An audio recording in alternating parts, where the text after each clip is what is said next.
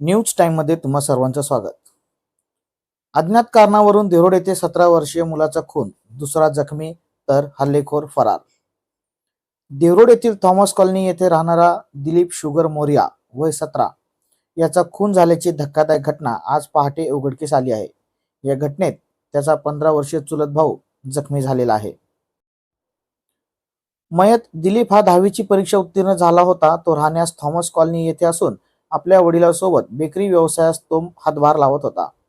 मयत दिलीप याच्या खुनाबद्दल प्राथमिक माहिती अशी की काल रात्री 10च्या सुमारास त्याच्या ओळखीच्या व्यक्तीने फोन करून त्यास शीतळानगर येथील गार्डन जवळ बोलविले व त्यानंतर त्याला शीतळानगर गार्डन येथून साईनगर येथे जाणाऱ्या मोकळ्या मैदानात नेले।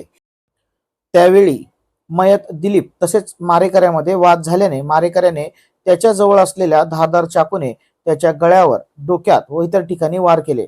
दरम्यानच्या वेळेस घरातून गेलेल्या चुलत भावाचा शोध घेण्यासाठी दिलीप याचा चुलत भाऊ अरुण मोरिया याने घटनास्थळावर त्याचा शोध घेतला।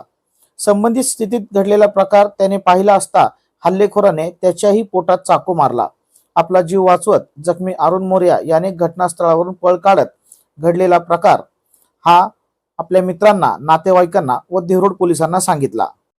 देवरोड पोलिसांनी घटनास्थळावर तात्काळ दाखल होत रात्रभर बेपत्ता दिलीप याचा मोकळ्या मैदानात शोध घेतला। पहाटे 4च्या सुमारास दिलीप याचा मृतदेह शीतळानगर येथील साईनगरकडे जाणाऱ्या कच्च्या रस्त्यावर पोलिसांना आढळून आला। घटनास्थळावर पोलिसांनी एक मोबाईल व एक चाकू हस्तगत केला आहे।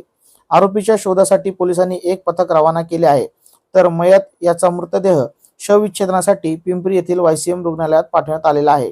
या घटनेत जखमी अरुण मोरिया याच्यावर डॉक्टर बाबासाहेब आंबेडकर रुग्णालयात अतिदक्षता विभागात उपचार सुरू आहेत। घटनेचा अधिक तपास देवरोड पोलीस करत आहेत।